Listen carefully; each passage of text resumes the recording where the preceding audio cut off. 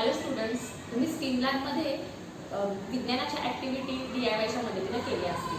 आज आपण गणिताची एक ॲक्टिव्हिटी DIYच्या मदतीनं करणार आहोत. तर काय आहे बरं ती ॲक्टिव्हिटी? त्या ॲक्टिव्हिटीचं नाव आहे एरिया ऑफ सर्कल, ज्याला आपण म्हणतो वर्तुळाचे क्षेत्रफळ. पहिल्यांदा तुमच्या मनामध्ये हा प्रश्न येत असेल की क्षेत्रफळ म्हणजे नक्की काय? तर क्षेत्रफळाची व्याख्या मी तुम्हाला थोडक्यात सांगते, की जी तुम्हाला समजेल. कोणत्याही वस्तूने किंवा कोणत्याही आकाराने जी जागा व्यापलेली असते त्याला आपण क्षेत्रफळ असे म्हणतो.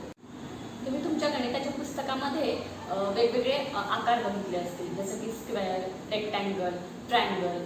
तर हे तुम्ही कधी निरीक्षण केलं आहे का की हे जे सगळे शेप आहेत, हे जे सगळे आकार आहेत, ते एका स्ट्रेट लाईननी बनलेले असतात, म्हणजे एका सरळ रेषेने बनलेले असतात. त्यामुळे आपल्याला चौरसाचे किंवा आयताचे किंवा त्रिकोणाचे क्षेत्रफळ काढणे अगदी सोपे जाते. जर आयताचे क्षेत्रफळ आपण लांबी गुणिले रुंदी असं सहज पद्धतीने काढू शकतो. पण तुमच्या कधी हे लक्षात आलं आहे का की आपण वर्तुळाचे क्षेत्रफळ कसे काढायचे? कारण वर्तुळामध्ये आपण तुमच्या समोर वर्तुळाची जर आकृती आली असेल तर वर्तुळ कसं असतं?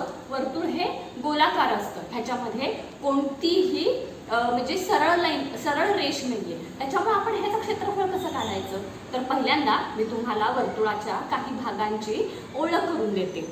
तर हा आहे वर्तुळाचा केंद्रबिंदू, ज्याला आपण सेंटर असं म्हणतो. त्याच्यानंतर ही आहे वर्तुळाची रेडियस, ज्याला आपण त्रिज्या असं म्हणतो. त्याच्यानंतर ही पूर्ण जी लाईन तुम्हाला दिसत आहे त्याला आपण म्हणतो डायमीटर, ज्याला आपण व्यास असं म्हणतो. आणि हे जे कडेची गोलाकार जी सीमारेषा आहे त्याला आपण सर्कम्फरन्स म्हणजेच वर्तुळाचा परिघ म्हणतो. मग आता वर्तुळ या सर्व भागांचे मिळून वर्तुळ हे बनलेले असते. तर वर्तुळाचे क्षेत्रफळ काढण्याच्या दोन पद्धती आहेत. जी पहिली पद्धत जी आहे क्षेत्रफळ, हे काय आहे ही तुमच्या पुस्तकामध्ये ही मेथड दिलेली आहे. वर्तुळाचे क्षेत्रफळ आपण पाय इंटू आर स्क्वेअर ह्या फॉर्म्युलाने काढू शकतो. ह्याच्यामधील पायची किंमत आहे 3.14, म्हणजेच आपण 22/7 असं देखील हे घेऊ शकतो. आणि इथे आर म्हणजे आहे रेडियस. आता वर्तुळाचे क्षेत्रफळ काढण्याची मी दुसरी पद्धत तुम्हाला सांगते. तर ह्याच्यासाठी आपल्याला काय करायचे? इथे मी तुम्हाला मगाशी वर्तुळ दाखवलं होतं. तर हे वर्तुळ आपल्याला 16 भागांमध्ये विभागून घ्यायचे. तर हे आहे त्याचे 16 भाग मी हे कट करून घेतलेले आहेत. इथं तुम्हाला दिसत आहे. आता मी हे सगळे जे 16 भाग मी केलेले आहेत ते मी या वर्तुळावर ठेवणार आहे.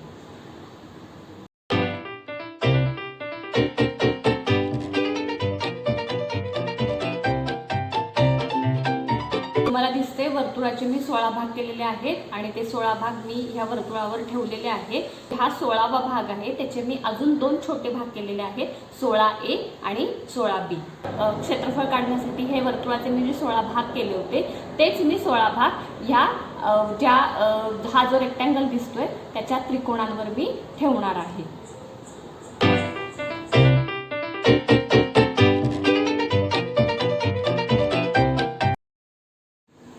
हे मी वर्तुळाचे जे आठ भाग केले होते ते 8 भाग मी ह्या आयतावर ठेवलेले आहेत. तर पहिल्यांदा मी तुम्हाला आयताचे क्षेत्रफळ कसे काढायचे हे सांगते. आयताचे क्षेत्रफळ इज इक्वल टू लांबी गुणिले रुंदी, म्हणजेच लेंथ इंटू ब्रेड्थ. तर तुम्हाला इथं दिसत असेल की आयताची जी लांबी आहे ती आहे वर्तुळाच्या अर्ध्या परिघा एवढी. ह्या आकृतीवरून तुम्हाला इथे कळत असेल. त्याच्यामुळे मी इथं लिहिलेले आहे की आयताची लांबी is equal to 1/2 into pi into D. Pi into D मी इथं का वापरलेलं आहे? कारण वर्तुळाच्या परिघाचं हे सूत्र आहे की पाय इंटू डी. ह्यातला डी म्हणजे डायमीटर आहे.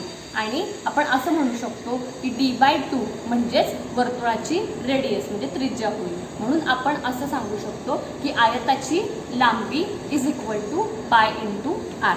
त्याच्यानंतर आता आपल्याला आयताची लांबी मिळाली. आता आपल्याला आयताची रुंदी काढायची. तर ह्या आकृतीवरून तुम्हाला असं दिसत असेल की आयताची ही जी रुंदी आहे ती वर्तुळाच्या रेडियस एवढी आहे. म्हणून इथं आपण लिहिलेलं आहे की B is equal to R. त्याच्यामुळे आयताचे क्षेत्रफळ आपल्याला काय मिळाले इथे? पाय इंटू आर स्क्वेअर. तर आता आपण असं म्हणू शकतो की म्हणजे ह्या ॲक्टिव्हिटीवरून आपल्याला हे कळालं की वर्तुळाचे क्षेत्रफळ हे पण पाय आर स्क्वेअर आहे आणि आयताचे क्षेत्रफळ हे पण पाय आर स्क्वेअर आहे, पण होऊ शकते जेव्हा आयताची लांबी ही वर्तुळाच्या अर्ध्या परिघा एवढी असू शकेल, तेव्हाच वर्तुळाचे क्षेत्रफळ हे आयताचं क्षेत्रफळ एवढं येईल. थँक्यू.